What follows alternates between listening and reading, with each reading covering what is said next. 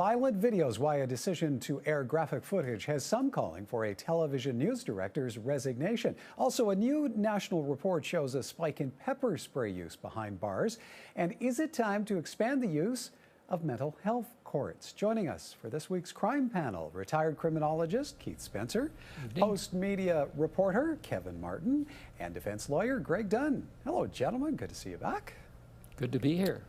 Hello, Michael. All right. First up this evening, a BC community continues to mourn the murder of a teenage girl. I feel like sick to my stomach, like why anyone would ever do this. I couldn't sleep. You know, that constant memory of having her in my head, of the screams, of hearing the teachers, the students, how we've been impacted by this. It's just so sad. 13-year-old Letitia Reimer was fatally stabbed in a random attack at an Abbotsford school earlier this month. A second student was sent to hospital with injuries. Hours after the attack, a disturbing video surfaced on social media depicting what appeared to be the suspect stabbing one of the girls before dropping the knife and walking away. Weeks later, a petition has emerged calling for the resignation of the news director of a BC television station that decided to air a blurred version of the video on its evening newscast and online. Nearly 1,500 people have signed an online petition. Kevin, to you first. How difficult a decision would it be to air such footage? What would have to be considered? Well, I mean, there's a variety of things that have to be considered. I mean, first of all, the value of a particular piece of information in terms of its newsworthiness is the most important thing. But I mean, media outlets are kind of in a damned if you do, damned if you don't position in a lot of these cases, because the information is out there anyway, and you have to decide whether we're going to use it on our platform when we know our readers or viewers will be getting it from another platform. So then you've got to decide, do we owe it to our readers to give them this information because it's part of the story? And it's a difficult decision, and it's really hard to say what's right and what's wrong here. Obviously, there's a lot of angry people, and perhaps Global's regretting airing this particular piece, but it's a decision that the media has to make on a daily basis. Well, and how much more complicated does the decision become because of social media? Well, the fact that it's going to be seen by people anyway makes it difficult for the media to ignore it. And I know most media outlets considered whether they were going to show it, including Postmedia, and decided not to, and good on them. But the fact that it's going to be there makes it part of the story. And if you don't include it in your coverage, then you might be doing a disservice to your loyal viewers. Well, and Greg, would it ever be necessary to air such footage? Sorry, I missed a question there, Michael. Yeah, would it ever be necessary to air such footage?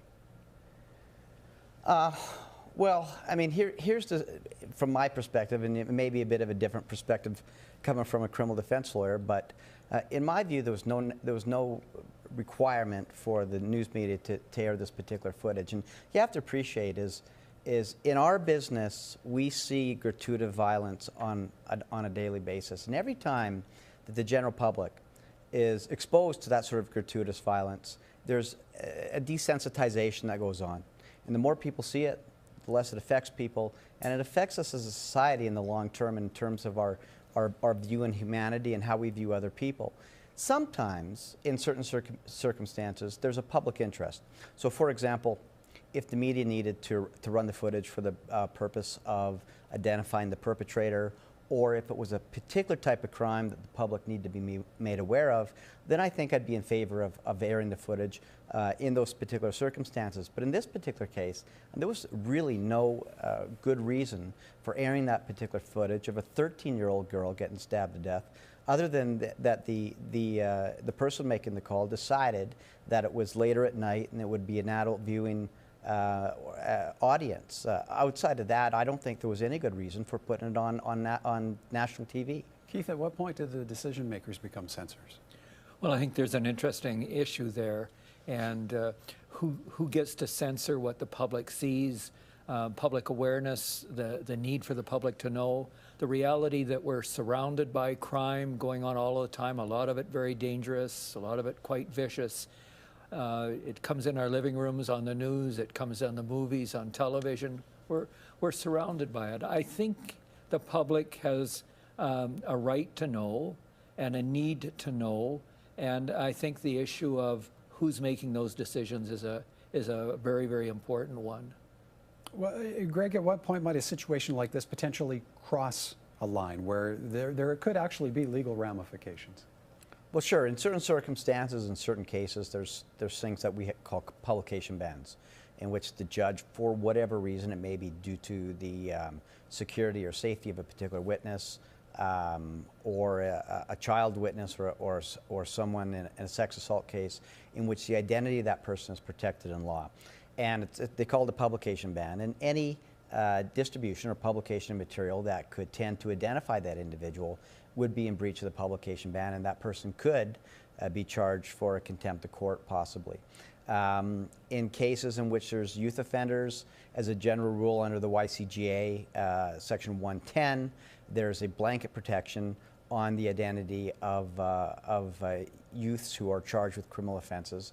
So as a general rule, anything that would involve someone under the age of 18 who's charged with a criminal offense, their identity needs to be protected, and the video would tend to be able to identify them as a perpetrator. Again, they could be in danger of contraventing some criminal aspects of the law. All right, time for a break. But when we come back, a spike in pepper spray use behind bars and the need for specialized mental health courts in Alberta. More from our crime panel in a moment.